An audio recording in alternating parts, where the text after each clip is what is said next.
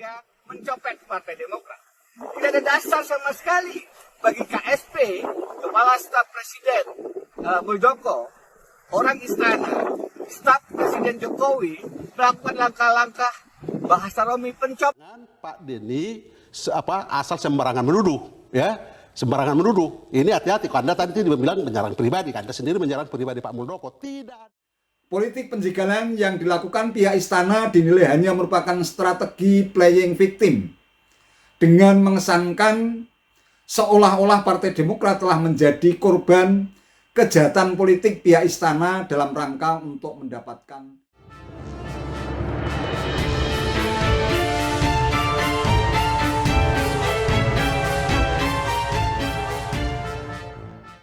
Assalamualaikum warahmatullahi wabarakatuh. Salam sejahtera untuk kita semua, salam budaya.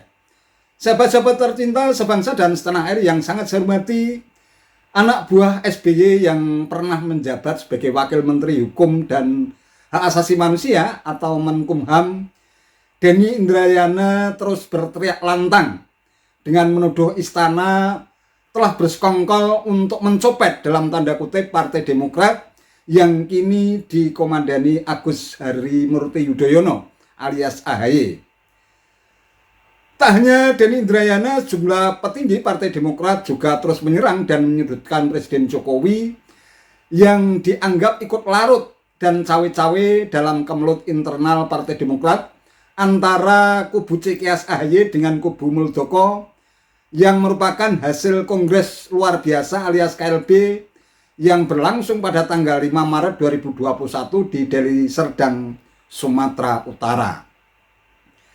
Atas serangan yang demikian masif digerakkan oleh Partai Demokrat untuk menyudutkan istana, akhirnya Partai Demokrat kubu Muldoko, Johnny Allen Marbun, angkat bicara. Ia pun dengan lantang menegaskan bahwa tidak ada keterlibatan istana dalam konflik internal Partai Demokrat.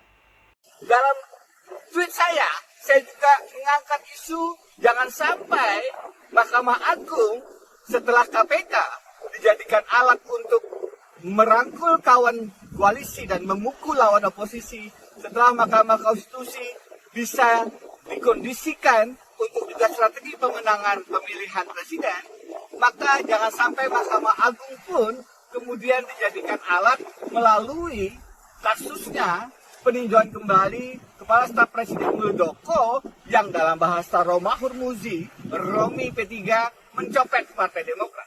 Tidak ada dasar sama sekali bagi KSP, Kepala Staf Presiden Muldoko, orang istana, staf Presiden Jokowi melakukan langkah-langkah bahasa Romi pencopetan Partai Demokrat. Kita ingat bagaimana Ibu Megawati dikuyok-kuyok di zaman Orde Baru, Megawati PDI, diambil alih hampir oleh PDI Suryadi meskipun melahirkan PDI Perjuangan. Jangan sampai rezim ini tidak belajar pada sejarah.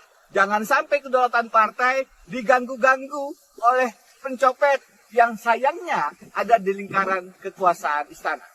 Saya kira tidak ada peran istana, Mas Denny.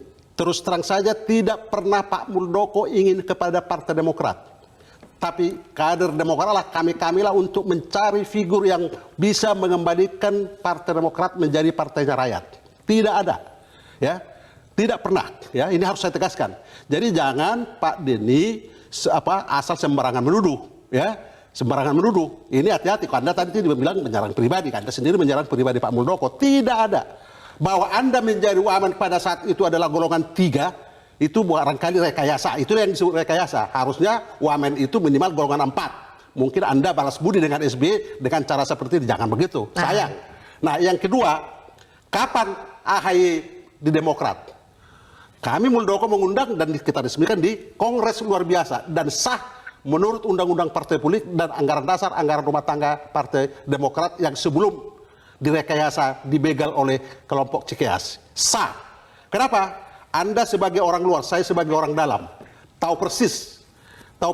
Sekali lagi saya katakan, pembicaraan seperti ini pun saya bicara empat mata dengan SBY, moderatornya adalah Beni Harman. Dan SBY tidak mengelak, bahkan dia bilang akan diperbaiki.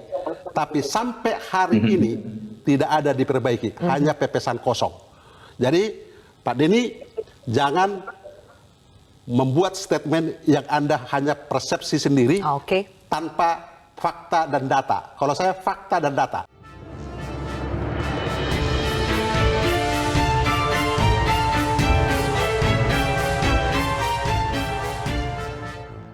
Ya, sebuah bantahan tegas dari kubu Muldoko yang mampu membungkam Denny Indrayana.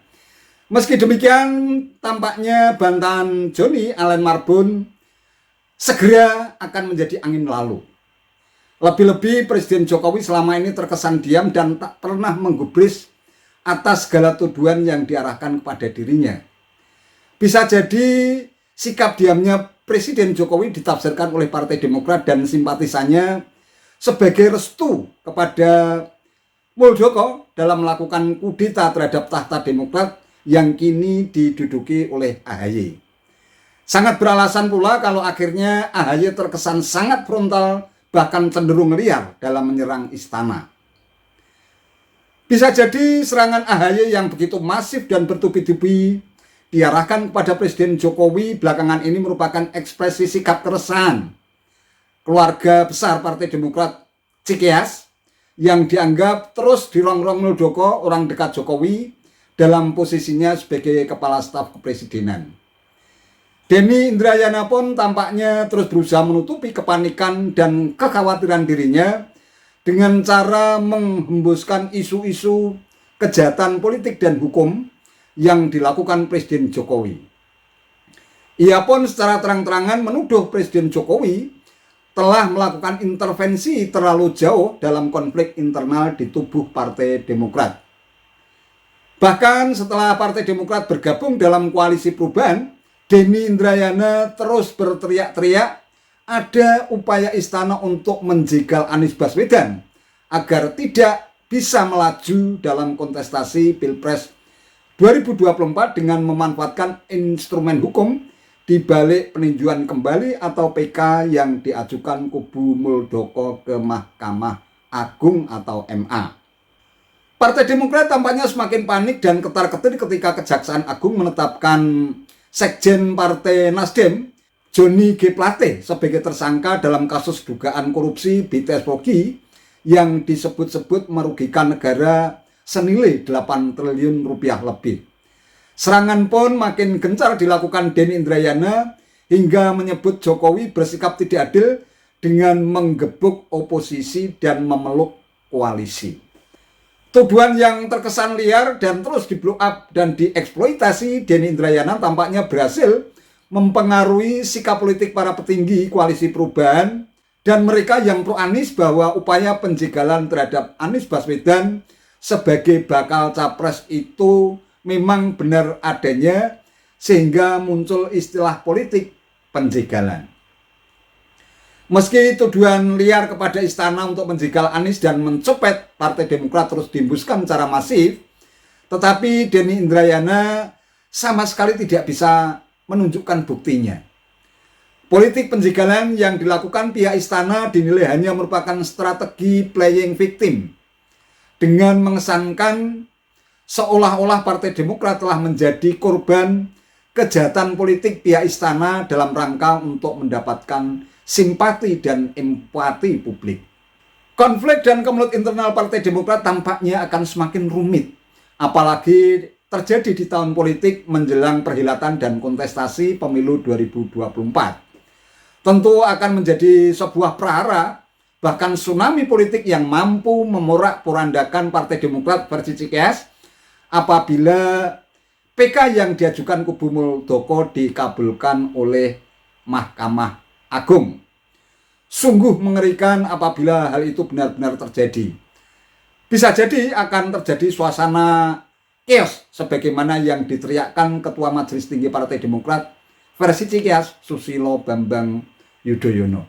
Wallahu a'lam bishawab.